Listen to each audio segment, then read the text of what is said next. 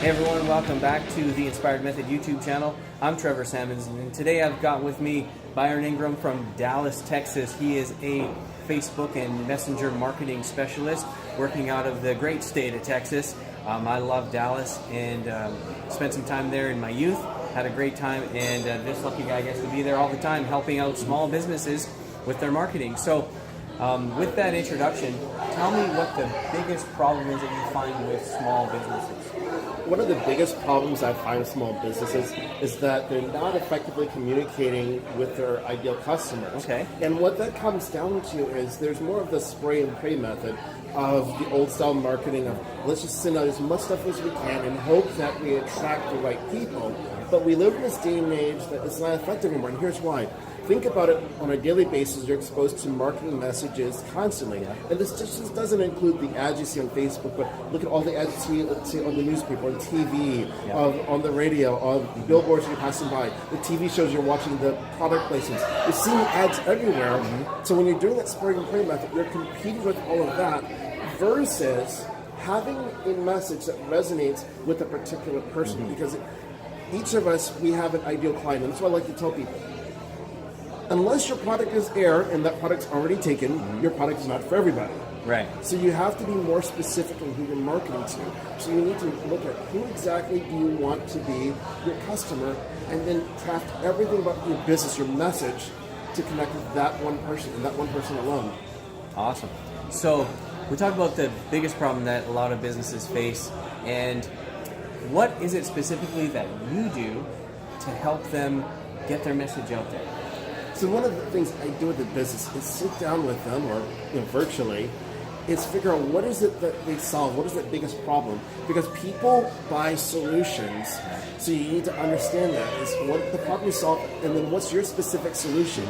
And you have to look at it from a unique standpoint, because too many times we want to say, well, there's a lot of competition. Well, here's a newsflash, there's only one of you. So it's how do you package yourself in the right way that there's no competition. So it's discovering that, and then it's coming up with a strategy to get you in front of those people. Because when we get past this notion, there's a lot of competition out there. Well, no, there's not. The only person you're competing with is yourself. And when you embrace that, it becomes substantially easier to get in front of your ideal clients. Awesome.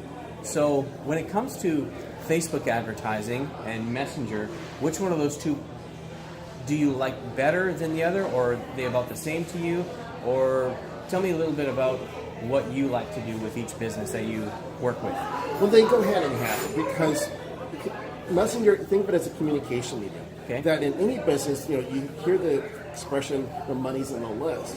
Well, if you think about email marketing, the open rates these days, you're talking about 20% across the board. Well, you want to change that. With Messenger, it can be over 80%.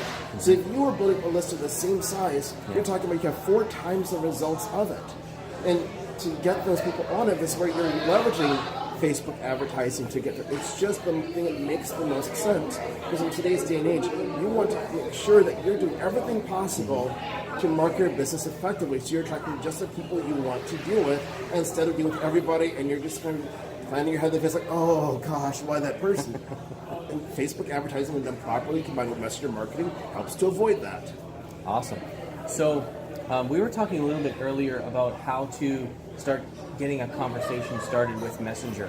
What are some of the ways that you do that for your clients? Here's 2 simple ways that any business can be able to do this. One is if you're just using a Facebook ad, you can have it where it's a click to message. So let's say that you have let's say a real estate business, and you have a listing out there.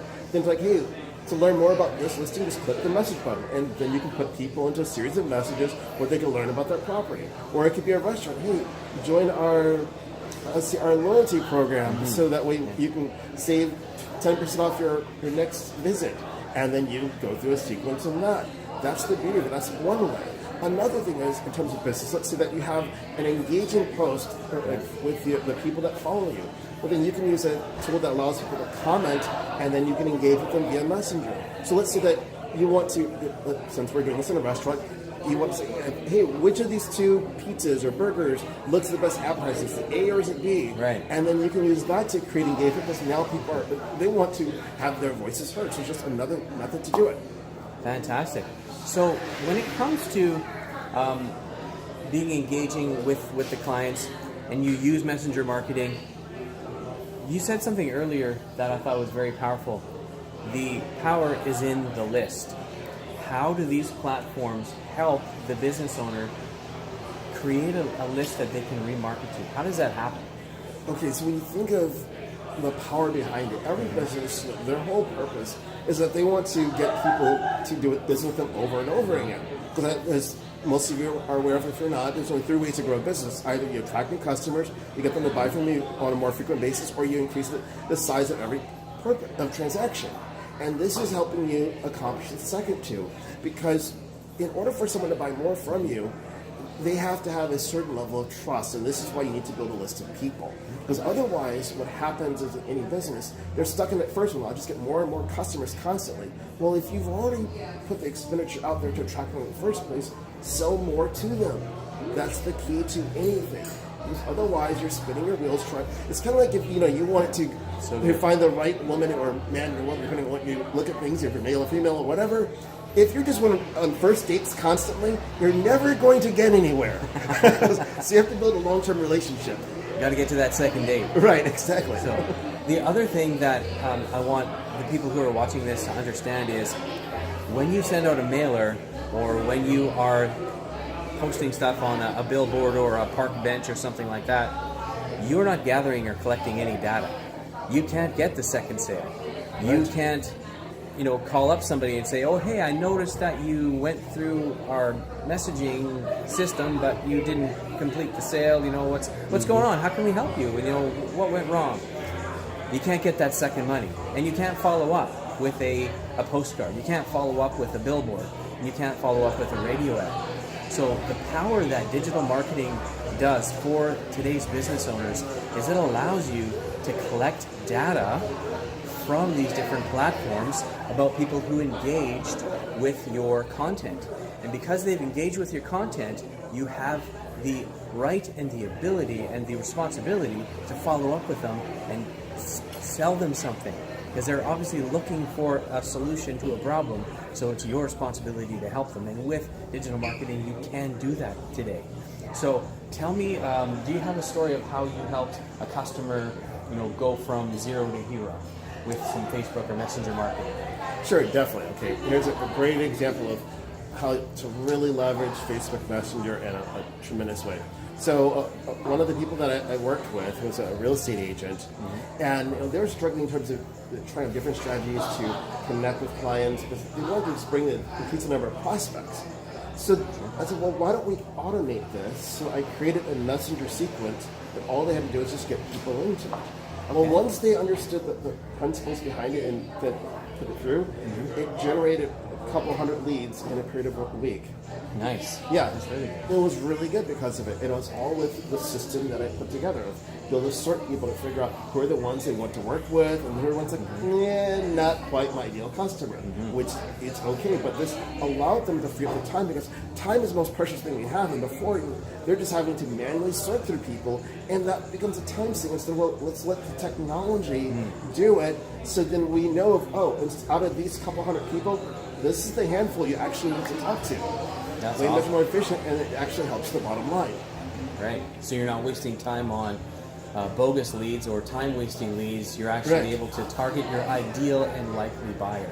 Right. So that is super powerful. And what kinds of customers do you like to help out the most? Is it real estate, or is it brick and mortar businesses, or is it service businesses? Which ones do you prefer? I really like real estate and service business because for these, it's all about the relationship. In other businesses, it can be completely transactional and a business will be perfectly fine. But in these types of businesses, they can really prosper because relationship is everything. That you're going to build a list of these valued customers and clients that you're going to be doing business with over and over again. You want to help them get referrals and so forth. And that's what's powerful, where some they can be transactional their entire time, and it's normal. Here's a great example. You look at, let's say a food stand at a state fair or something, or fairgrounds or whatever. Yeah. They never have to see the same person twice, and their business can flourish. Right. Versus the rest of us, we have to build up a strong database of people we can do business with over and over again.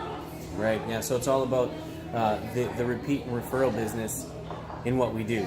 So, guys, thank you so much for joining us today. This has been very informative, Byron. Thank you so much for sharing with us.